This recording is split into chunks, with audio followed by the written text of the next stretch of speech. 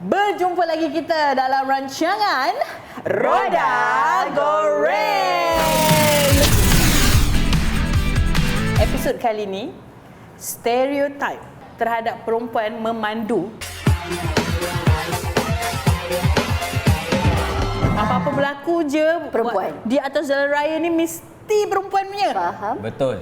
Salah satunya isu dia adalah Aksiden. dia dari episod lepas tu dia bawa dendam dia ke sini. Kita akan beranggapan lama gila ni mesti perempuan.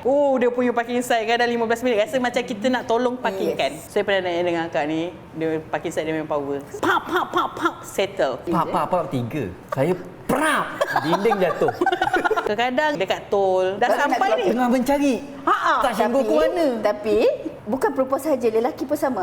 Tak. Kalau akak akan simpan kat mana kat tu? Okay, I memang dah standby sebab every time memang kita akan lalu tol tu kita dah tahu. Saya pakai RFID. Every time you nak pergi kerja, you check. If tak ada ni, okay, you dah standby pergi Tashengo. And kita perempuan memang sistematik. Membeli kereta mengikut rupa kereta, bukan fungsi sebenar kereta. Kalau akak beli kereta macam mana? Dan I tak suka kereta sedan. Sebab I suka tinggi, sebab I rendah.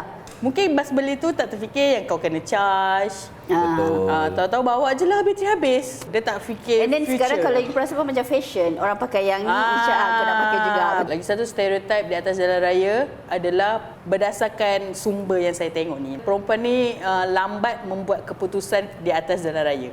Perempuan mana tu? Kau tanya balik dia, perempuan mana yang lambat betul-betul?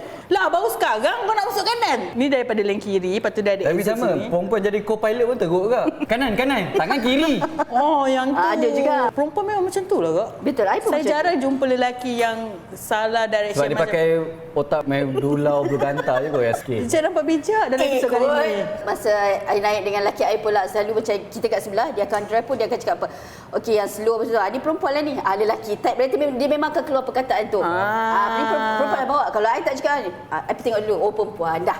Kita bagi ruang kat dia. Saya ingat kereta beza orang tu. Perempuan yang bawa. Tapi saya macam, kenapa slow ni? Dalam hati macam, perempuan ni. Dia punya gap dengan kereta depan dia 3-4 kereta kak. Saya horn. Dia dekat lane laju. So dia steady je. Dia naik bukit, dah turun tu, baru dia ambil kiri. Tengok apa, Sir? Makcik tu. Makcik. Kadang-kadang macam tu. Sebab tu kau kena tengok, makcik rupanya. Penting tau. Sebab jalan raya ni kita tak boleh baca hati wanita, hati orang lain kan. Lah, kenapa nak kena baca hati wanita? Jarang kita dengar orang cakap, laki ni. Jarang sangat. Kita tengok, patutlah Sebab kita dia bila jalan-jalan. jalan kat atas jalan ni, man is the key. Ada masalah kat rumah ni dengan isteri. Saya nak ubah stereotip tu. Jadi, konklusinya di sinilah. Lelaki dan perempuan pun ada stereotip dia.